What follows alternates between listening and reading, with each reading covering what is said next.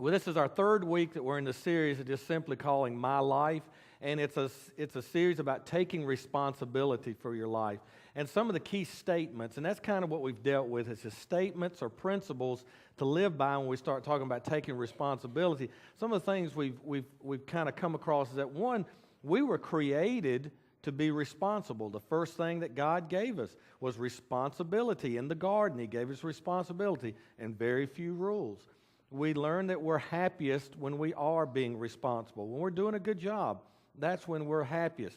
Look at your children. When you give them a job to do, and they finish it and they're happy, they want to show you. They're happy that they've done something.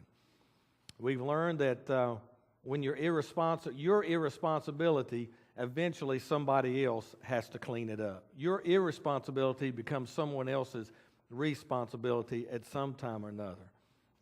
Last week we spent most of our time talking about the principle of sowing and reaping. You reap what you sow. You're responsible for what you sow, and that carries such ramifications for our lives. You know, and through the 2 weeks and now the third, we've been saying that irresponsibility is hard to see in the mirror, easy to see in somebody else, but hard to see in ourselves. So we've been saying, you know, you can look out the window at other people and make excuses for your own behavior. Or you can look in the mirror, take responsibility, and make progress. Well, today we're going to continue this study, and we're going to use an Old Testament story that's very familiar to a lot of you, and it's found in Joshua chapter 7. If you want to turn there, use one of the Bibles off the back of the pew in front of you. It'll also be on the screen. It's towards the front of the Bible. It's only 6 books into the Old Testament. You'll find Joshua. And now let me just kind of give you the foundation here, give you the basis for what we're going to be reading. God had called Moses to lead the Israelites out of slavery, out of Egypt, and He leads them out into the wilderness because of their unbelief, lack of commitment and faith in God. That they wander for 40 years. But now they're ready to cross the Jordan River, go into what they call the Promised Land, what we call the Holy Land today. And Joshua is ready to lead them across. Joshua leads the people over the Jordan River, and and they begin to conquer the land. Now, there were already people living there. Been living there for hundreds of years, where they're coming in to take the land from them. Now, I want to pause here a moment, because this is one of those places where people, when they study about God, read about God, maybe are seeking God, they come to a place like this, and they can get hung up on this. Maybe you have at one time or another. And they'll look and say, well, what right was it for God to take something away from a whole nation of people and give it to His people? What makes that right? Why was He so brutal? Why were so many thousands and thousands and thousands, maybe even millions, killed in this? And they begin to question God's love and God's mercy, and say things like, well, I don't know if I can follow a God that's so brutal. Well, if that's all we had to go on, I can understand those questions. I really can. But if we look back at a verse here that took place that was written in Genesis, I really think it shines a light on how this took place. Over 400 years earlier, God made the promise to Abraham that you'll be a great nation, and that this is where, and Abraham was standing in what was the Promised Land. He says, your nation will be here. But this is what He says to him in Genesis 15:16. In the 4th generation, your descendants will come back here, for the sin of the Amorites has not yet reached its full measure. And we might be thinking, we're saying, well, if a nation's going to be here, why not start it here? But God allowed them to live 400 years down in Egypt, then He brought them there. The answer's right there. He said the sin of the Amorites has not reached its full measure. The Amorites were possibly the most evil people that have ever walked this earth. Their brutality, what they did to women and children, what they did to people altogether, what they did will make the terrorists of today look like beginners. And God said, I'm going to give them hundreds of years to get their act together. He was patient with those people. And then when he said, I will use in my plan the Israelites to give them their land, they will punish them for what they've done. You know, even God reaches a point in all of his mercy and patience that he says something has to be done. I may have said this to you at some time or another before, but I have one sister. She's 4 years older than me. And as we were growing up, she was 4 years older and had her growth spurt way before I did. So she was larger than I was. And she was meaner than I was. So what? What happened was we fought. We didn't argue, we fought. But it wasn't much to the fights because she was bigger and older and meaner. And she would beat the tar out of me. I remember one time that she beat me and stomped me and closed the bedroom door so Mom could not hear the whimpers of that lifeless body laying in the bedroom floor. So I drug myself out of the bedroom and down the hall, and I told Mom what happened. And you know what Mom said? She said, she's going through a stage. I said, Mom, if she don't get out of this stage, she's not going to have a brother. I'm going to be dead. And I remember being mad at Mom for having that patience with my sister and not punishing her. But you know what? People are upset with God for punishing the Amorites. We should be upset with God if he didn't punish the Amorites. If God left something like that undone, justice not brought, then he wouldn't be the God that we think he is. So think about that, and maybe that's something you can share with people who do have a problem with God in this, that he was bringing about justice to some of the most evil people. Well, the first battle they fought when they go in to conquer the land is the city of Jericho. We know the story. They marched around it 7 days, 7 times each day, and then shouted. The walls came tumbling down. But then God tells them when they go in and they take the city, he tells them something that's very unusual.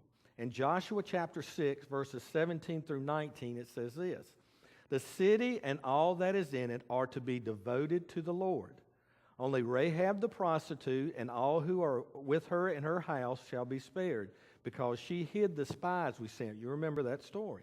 Verse 18, but keep away from the devoted things, so that you will not bring about your own destruction by taking any of them. Otherwise, you will make the camp of Israel liable to destruction and bring trouble on it.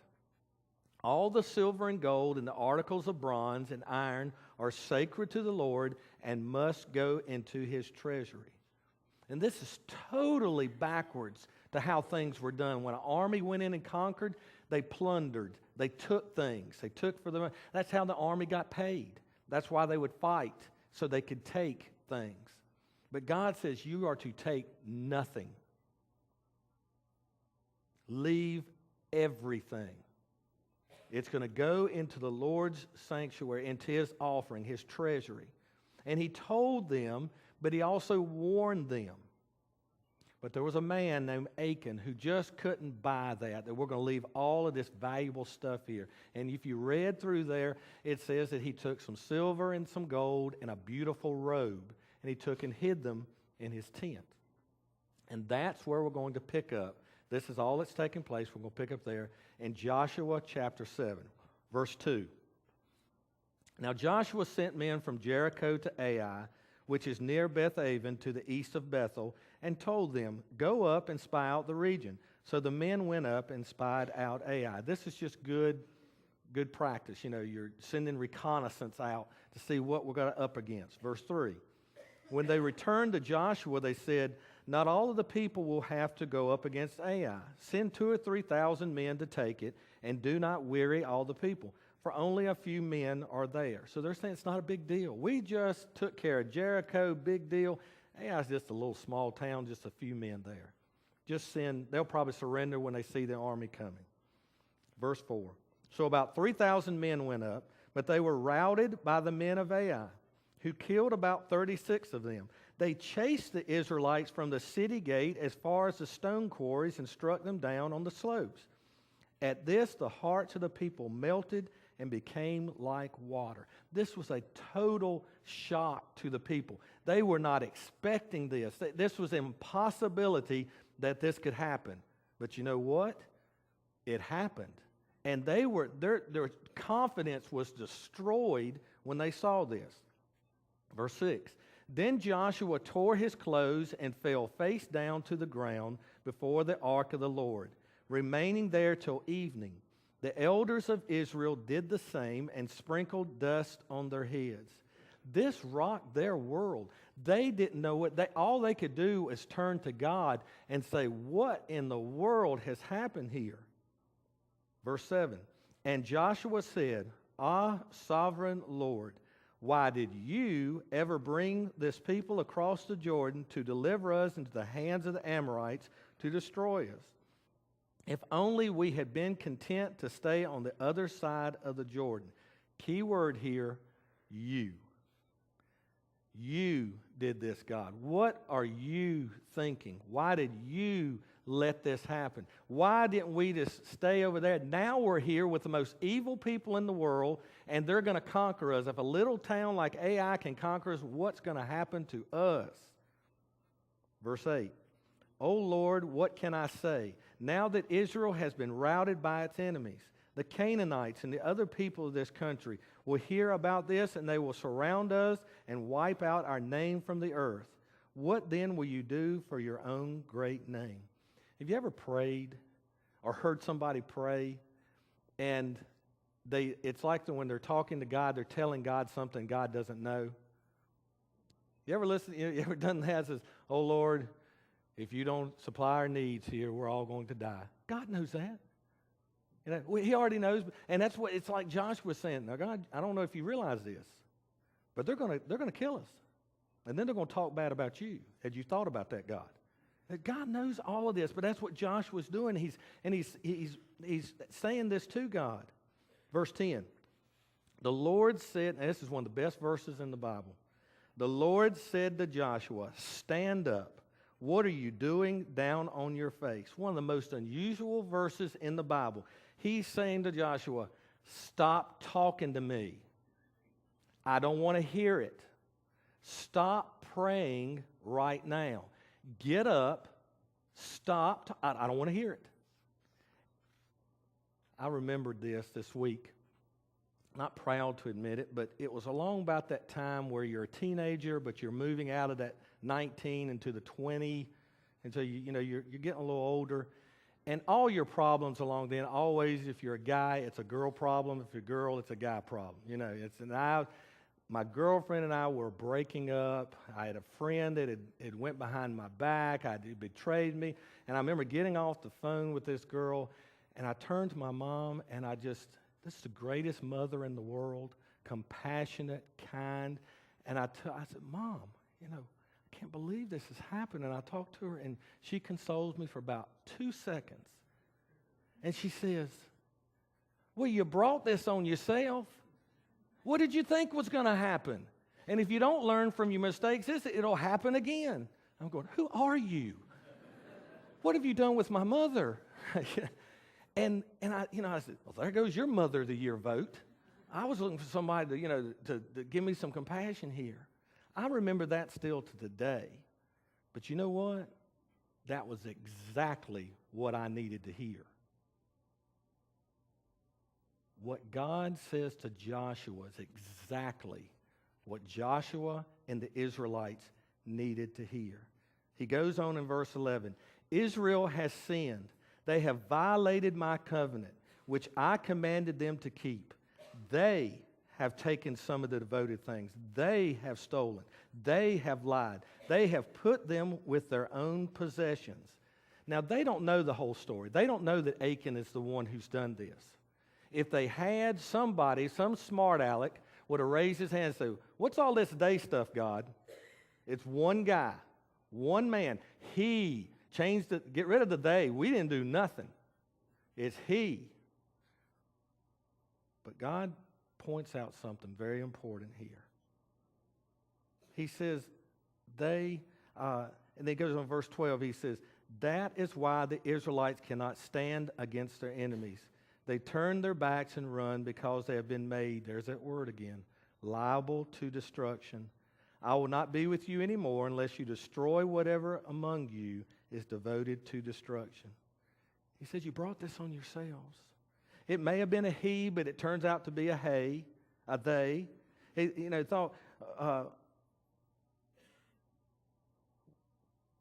They're thinking, and it makes me think here today, as I worked on this week, and as the offering was taken up today, and at 8:45, I thought about this.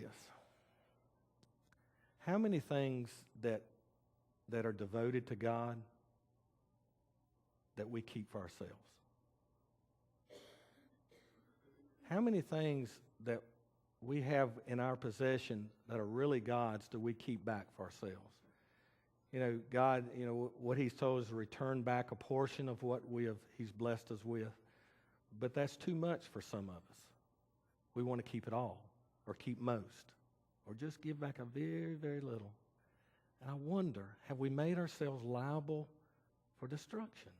By keeping back something that belongs to God. It's not just money, but time, talents, blessings, service, love. If we've kept it back when it's supposed to be God's, it just makes me think, what's waiting for us? That's just a thought. Verse 13, he says, go, consecrate the people. Tell them, consecrate yourselves in preparation for tomorrow. For this is what the Lord, the God of Israel, says. That which is devoted among you, O Israel, you cannot stand against your enemies until you remove it. This is the second time he says, go, get up, stop praying, get out there, get ready. Something big's coming tomorrow. We're going to get this thing straightened out. This isn't the time to be praying anymore. It's time to do something. And they do. They go out, and through a series of investigation, they find out what tribe it was. They find out which family, and they find out Achan. When they confront him, Achan confesses. And then the Bible says they took Achan and his family outside of the camp, and they stoned them to death. They killed them. And in this story, we get a real glimpse into what happens when someone acts irresponsible in a unit. And that unit may be in a family, it may be in a marriage, it may be in a church, it may be in a business, it may be in a community. When someone within a unit acts irresponsibly, it affects us all. And that just leads me today to just ask two questions of ourselves. Are you hiding behind your prayers? Are you hiding behind the sermons? Are you hiding behind the music you listen to? Are you hiding behind God? Somebody said, that's crazy, Greg. Oh, really? Now, one way we can know if we're hiding behind our prayers is this. If God has already answered it, then we don't need to ask Him anymore. We don't need to keep asking God, should I do something? If He's already shown us in His Word that we're not supposed to do it, we don't need to ask Him about it anymore. And we don't need to go, oh, Lord, should I cheat on my taxes? I mean, it's going to be a big one this year. God says, no, you don't even need to ask me. I've already told you you don't cheat. You don't steal. Lord, should I tell the truth on this? And, no, you don't even need to ask me that. I've already told you you don't lie. Lord, I love that girl, and should we move in together? No, you don't move in together. What are you asking me for? I've already told you you don't do that. And it's a time where He says, don't keep asking me if I've already told you. It's time to act responsibly. I'll never let Janice forget this. This was many, many years ago. We hadn't been married too long, and I came home from work. She had already gotten home from work, and she's sitting there and has an exercise video playing. She's sitting there watching an exercise video, eating a donut. I've never let her forget that. I just found that just totally hilarious, that you do that. But keeping on praying and asking the same thing, but doing nothing when you've already got the answer, when you've already got the information, that's hiding. That's hiding behind your prayers. How many times have you said, I'm praying about it? What are you going to do? I'm praying about it. And that's fine. But if you already know what you need to do, just do it. Take responsibility. Do the right thing. Now, if all we can do is pray, and there are many things that all we can do is pray, then keep praying. Keep praying. But when God has spoken, do something. Do something. Second question I want to ask you today, and for you to think about this week, is, are you hiding from your responsibilities? And that's what we've been talking about for the last 3 weeks. Mainly, are you hiding from your responsibilities? Remember about individually. I kept saying, look in the mirror, don't look out the window. Well, today I want to say you can look out the window. You can look out the window because of this. We all live in units. We all live in units where we're responsible, where what people do in our unit weighs on us. It affects us. It not only affects them, but it affects the whole unit. So when we have somebody in our unit, whether a church, a family, a business, then we have a responsibility to deal with their irresponsibility. Do not have misguided compassion. Don't make excuses for them. Don't just find yourself every time that you see their irresponsibility and how it's affecting your family, your church, your business, you say, he don't know any better. It needs to be dealt with. And some people just love confrontation. There are some people that are on this extreme. They love confrontation. They can't wait just to take their coat off and say, me and you got to talk. And they just love it. And then there's others, they're over here. We're so far away from love and confrontation that we'll do anything to avoid confrontation. I see some of you smiling going, yeah, that's me. And we'll do that. And then there's others of us that we're just in here somewhere. And God bless us all. Because the one who's on that extreme, they have a responsibility, but they need to look at it with compassion and love and gentleness. And we need to look at it on this end with love and compassion and courage to do what we need to do. And somewhere in here, where the rest of us fall, we need to remember the same things. But there's some things we can't just let go. Have you noticed that sometimes God acts more quickly, almost decisively, harshly on some things than he does on others? Like in this case, Achan stole these things. And he didn't get a second chance. All of us have taken things, and we got second, third, fourth chances. Remember when the men were carrying the Ark of the Covenant, and it started to turn over, and one of them reached up to keep it from turning over, and because he touched it, he fell dead? You're talking about being harsh. Or Ananias and Sapphira, when they lied to the church, and they just fell out dead. Think about what shape we'd be in every time, how many people would be left if that's the way all of us were treated in every situation. I think this is it, and this is just my opinion. God sometimes acts more harshly and quickly when there are pivotal circumstances, pivotal situations. With the Ark of the Covenant, they had gotten where they were treating God very sloppily, wasn't giving him the respect he was due. And he said, hey, it's time for that to change. Ananias and Sapphira, he said, this is the beginning of the church. It's the beginning of the days of the church. You're not going to act like this. You're not going to lie to each other. And he dealt with it. And here, with Achan, he says, you're going to learn to trust me. We're not going to do the same thing that the people did for 40 years in the desert. You're going to learn to trust me. And when I say something's devoted, it's devoted. And you leave it alone. So it's left us with the question, what pivotal things in our lives are we not handling responsibly? Are there pivotal situations and circumstances in our lives that we're not handling responsibly? And maybe God's not going to reach down and deal with us right today like he did with these people. but He will deal with it. We have a responsibility to raise our kids. We have a responsibility to love our spouses. We have responsibilities to our church. We have responsibilities all around us, and those are pivotal things.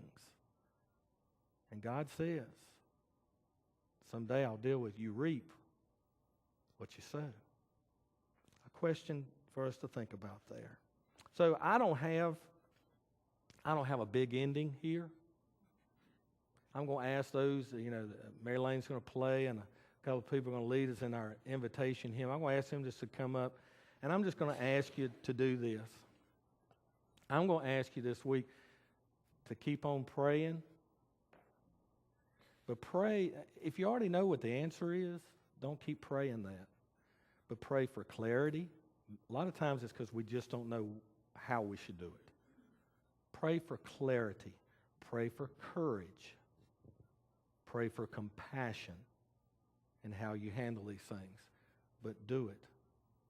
And symbolically here today, I'm going to say to you what God said to Joshua. Stand up. And we're going to stand together. We're going to pray together. And then we're going to sing. Let's stand up.